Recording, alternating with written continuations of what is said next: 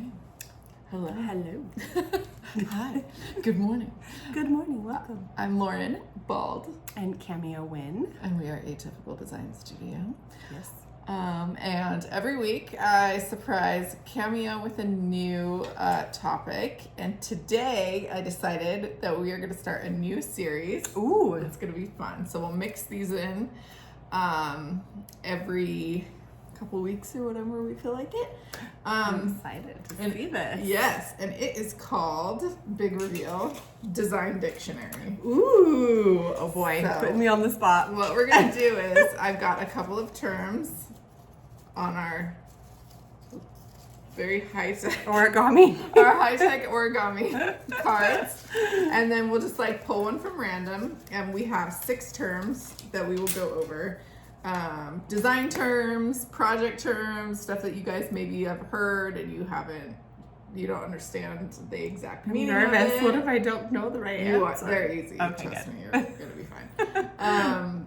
But wanted to kind of like give our thought, a little bit of insight on them and like how we interpret them to mean, and then we're also gonna have a newsletter that goes out on Fridays that will also give a little bit more detail on the terms as well, and maybe like some edits and corrections, Some corrections as needed. So make sure you are signed up to receive the newsletter. Okay. Cool. So you want to pick? I just pick one? Yeah. Okay. Wait, that one's 2. Oh, okay. Oh wait. Doing Yeah. it. Case goods. Do. Is it backwards? Probably. I don't know. Case goods. Backwards. Okay, so do I just explain what that is? Well, we can. Let's talk about it. What's a case good? How do we use a case good? What is like? Yeah. So a case good is a term for a piece of furniture that is basically not like an upholstered piece. So Yes. Good job. thank you. Whether it's a sideboard or a cocktail table, A dresser. Nightstand. Yeah. Mm-hmm. Yeah, it's like kind of a generic term. For non-upholstered furniture. So. Ding ding ding! Yay! Do you know why they call it case goods? I don't I don't actually. either. I think if I were to Sounds guess, like it's a European thing. if I were to guess, I think it probably has something to do with like the manufacturing side of things. I'm gonna Google it. Like whether it's I don't know why. I just know what it is. Oh, it's because it's like the case is basically like a box. So it's like something that's built within So a case or a box. yeah. So Okay. So there's probably more like like a dresser or Yeah, a buffet or Yeah. less a side table or a cocktail table, maybe. Yeah. But I think it's still like a Still, general yeah. term. It probably came from that. It probably came from like desks and dressers and Yeah. in old Victorian times. Yeah. Don't quote me on that. But Old Victorian. it originated. Excuse me, but I'm Okay. looking for some case goods. Yes. I'm very bad at accents. You just clearly. All right. What's next? Okay, let's see. Book match. That's a fun one. Yes. Okay, so book match is a term that, my understanding again, that's used for like slab materials, so natural stone, or even, different grains in woods. So basically, when you cut a piece of stone or through a piece of wood, you book match it so that the pattern is mirrored. Yes. Yes. Yes, good. We're on the same wavelength. Yeah. Yes. So it's a mirror, basically. Yes. Yeah. Just like you open a book. Yeah. So And the it pattern matches. matches. You open a book Yeah. and it matches. Yeah. Which you can do some really cool stuff with stone specifically. Like if you, this is definitely for the right budget, but like if you did an entire shower wall in a slab, you could book match it and create like a really beautiful pattern. We did it over a bathtub, like the splash behind a bathtub that was like a freestanding tub in a book match, and it was really pretty. So yeah, and it's also really pretty on cabinetry if you do more of like a live, what is it called? Why am I blanking right now? Perfect timing to not remember. The different cuts on like a live rift sawn, or like a rift sawn is more like the striated. Yeah. I think it's just live sawn. Live sawn. Yeah. So you see more of the grain and the pattern, so you can book match it, and that's a really pretty way to create pattern on cabinetry or furniture or anything. Yep. Good job. Thank you. 2 for 2. 2 for 2. Ding, ding, Next ding. one. Okay, let's see. We've got a soffit. like that's exciting. I'm trying to make it. It's like the least exciting one. This is educational. It doesn't have to be entertaining. It is. Okay, so a soffit. It's like when you open a present that's like really crappy, but you're like, Yay! Thanks. Soffit. So cool. I love these socks. I think. Okay, so a soffit is basically like a drop down in a ceiling. So it can be any part of the ceiling, whether it's like center of the room or off to the side, but a lot of the times you use a soffit to hide like HVAC or some sort of mechanical or something. Sometimes you just have really tall ceilings and there's a design where you need to put like a faux soffit in just to you know, not have some weird ledges and stuff like that. Yeah, we're working on a project right now where there is a current HVAC soffit in like half of the room, and then we're gonna have to have a soffit for the venting for the range for the cooktop. So then if we did that, then 2 sides of the room would have soffits and the rest wouldn't. So we're putting in faux soffit for the other 2 sides, so it actually looks purposeful. Yeah, like kind of creating a ceiling tray or something like that. Cool. Exactly. 3 Wow, for 3. so You're good so at this. smart. I know. You're so smart. Ooh, a living finish. Okay.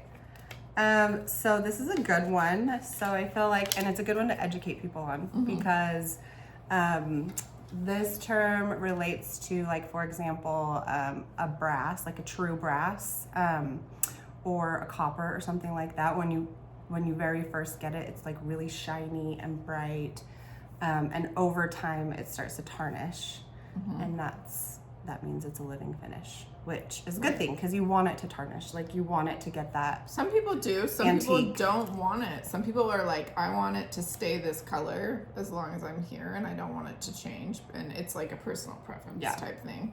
And then I would say don't get it. Don't get a living finish, because living finish does mean that it's untreated. So it basically, like, if you've ever seen like really old door handles on buildings, and like the part where your thumb and your fingers touch on this door handle is like super, super shiny brass, and all of the other part of it has like darkened over time. So that's a living finish, where it's going to age with chemical reactions to, you know, human The hands. oils on your hands. Like or even like water. the air, water, Yeah. the weather, the elements, everything like that. Yeah. And that's why it's called living, because it's going to change. You can't predict how it's going to change. It's going to just, you know, evolve. And some people really like that. Yeah, if you're really like a perfectionist and you don't like to see imperfections, then I would say it's not for you. But you know, I really like doing plumbing, for example, in a living finish, and I like that it's gonna feel a little more aged in a quicker time. But you'll see water spots and stuff like that, and to me, that's just part of it. And it depends on the design too. Like, maybe in a super like minimal or modern home, you wouldn't want that. Whereas something a little bit more historic, it would definitely work well. Work. Like our swan that we have. Is that a living finish? I don't know. No. But it's kind of made to look like that. I think it's because of all the feathers, you know? We have a swan faucet in our bathroom. Come check it out. Yeah, well, We'll One give of you our guys- prized possessions. We'll give you guys a tour sometime. Ooh, I might have a hard time with this one. Like, I know what it is, but the actual explanation of it. Thank you. A plinth. Plinth. Another one. Sounds like you have a lift. Plinth.